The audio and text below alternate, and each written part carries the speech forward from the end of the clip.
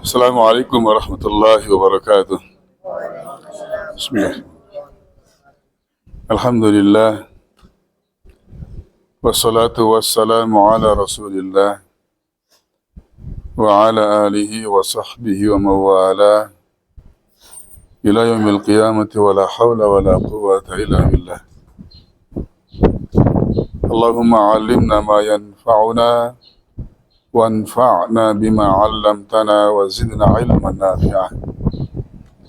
Allahumma inna na'udzu bika min ilmin la yanfa' wa min qalbin la yakhsha' wa min nafsin la tashba' wa min du'ain la yusma'.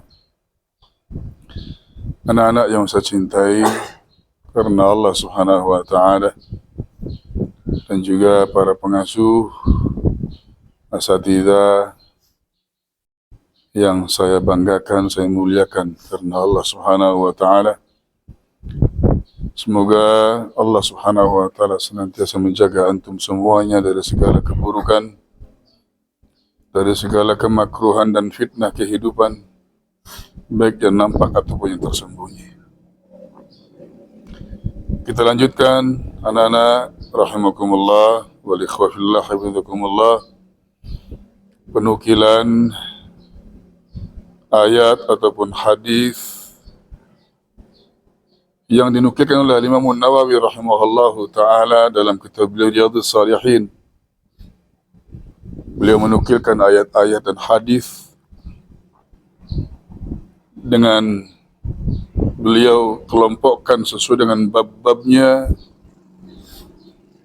di mana beliau ingin memberikan manfaat dan pelajaran untuk kita semuanya melihat bagaimana Riyadhus Shalihin, taman-taman kehidupannya orang saleh, yang sehingga kehidupan mereka kehidupan yang begitu indah, kehidupan yang bermartabat, yang mulia, yang kokoh dan kuat dalam menghadapi segala apa yang dihadapi. Yang kesemuanya itu anak-anak, ya ikhwan hafizakumullah, mereka hidup ya dengan melandasinya kitab Allah dan sunnah Rasulnya. Hidup mereka dilandasi oleh petunjuk bimbingan Allah dan Rasulnya dalam setiap kondisi yang mereka hadapi. Nah, kita masih di bab sabar, yang ini menjadi sebuah bagian terpenting dalam kehidupan manusia, anak-anak. Karena hidup ini banyak sekali ujian, cobaan, godaan, rintangan, tantangan. Maka bab sabar ini menjadi peran yang sangat penting. Dan Allah serta Rasulnya memberikan satu petunjuk-petunjuk yang begitu indah, kabar-kabar yang begitu indah, agar kita tatkala menghadapinya itu tidak sedih, tidak galau, tidak kemudian putus asa, frustasi, apalagi sampai bunuh diri. Nauzubillah. Tapi sikapnya adalah bersabar. Dan manakala seseorang ini bersabar, maka Masya Allah anak-anak, ya ikhwan hafizakumullah, Allah menjanjikan dengan balasan yang luar biasa.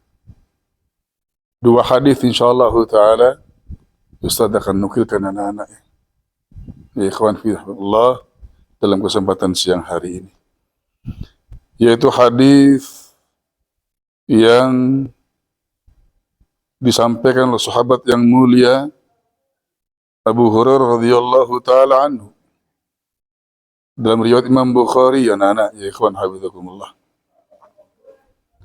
Beliau menyampaikan dalam rangkaian pelajaran yang penting dari baginda Rasul Muhammad SAW.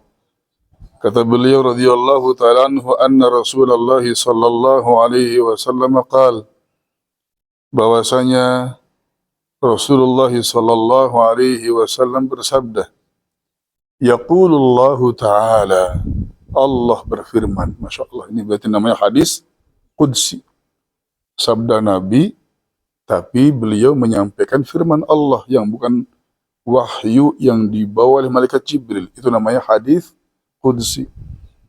Yang sini berarti Allah mengkhabarkan, Allah menyampaikan kepada kita semuanya melalui Rasulullah SAW. Apa firman Allah tersebut? Allah mengatakan, anak-anak, ya ikhwan hafizakumullah, ma li'abdi al-mu'min indi jazaa'un idza qabadtuhu safiyahu min ahli dunya thumma ihtasaba illa al-jannah. Allahu akbar. Dalam firman Allah yang ada di hadis qudsi ini, Allah berfirman, tidaklah didapatkan oleh hambaku yang beriman, diterima oleh hambaku yang beriman, yang dia dapatkan dari apa yang ada di sisiku, kata Allah, sebagai sebuah balasan. Jadi seorang hamba yang mukmin, dia itu akan mendapatkan balasan dari Allah Subhanahu wa taala. Ya. Dengan sebab apa? Idza qabadtuhu safiyahu min ahli dunya thumma ihtasaba. Manakala Allah Subhanahu wa taala mengambil, yaitu seseorang yang menjadi atau orang istimewanya, mengambil orang yang itu merupakan orang istimewanya, apakah ibunya, istrinya, anaknya, min ahli dunya, dari penghuni dunia ini. Tsumma ihtasaba, kemudian dia ihtisab, berharap pahala dari Allah, dia bersabar, dia tidak nangis-nangis, gitu.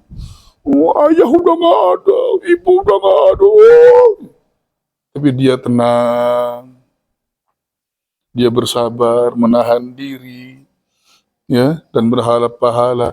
Maka tatkala Allah Subhanahu wa taala menguji hambanya yang beriman dengan mengambil orang-orang istimewanya, dan menghadapinya seperti itu, maka Allah menyiapkan dari sisinya sebagai balasan bagi dia adalah surga. Allahu akbar. Surga, anak-anak. Karena memang berat sekali untuk bersabar ini, Subhanallah. Itu milik Allah, diambil sama Allah, ya sudah, masa milik Allah diambil sama yang punya, kita marah-marah, nangis-nangis, kan?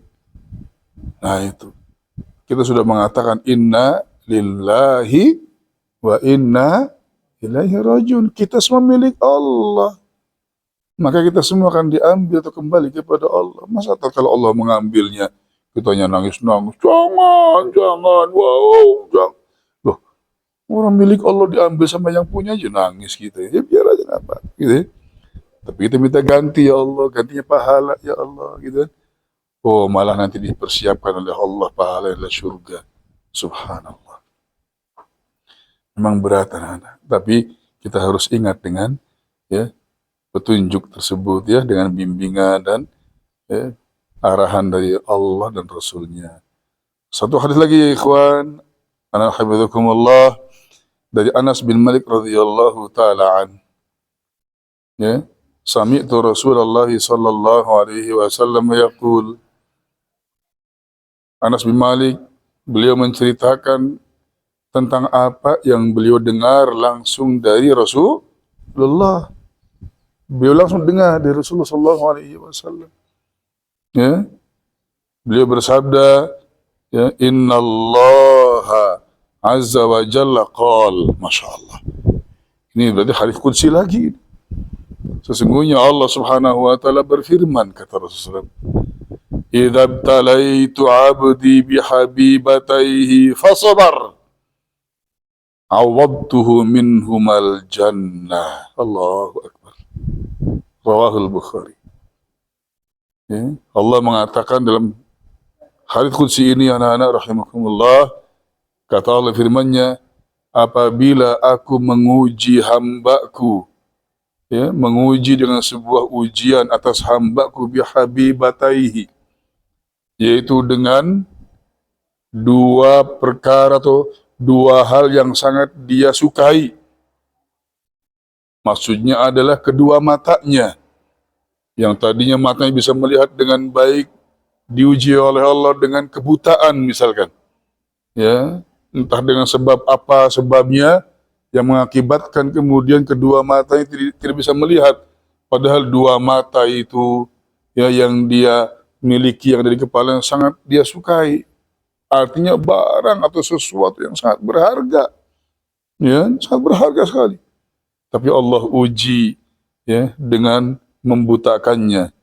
Tapi fasabara, dia bersabar, dia menerima dengan ujian Allah ini. Apa kata Allah? Ya, fawabtuhu minhumal jannah.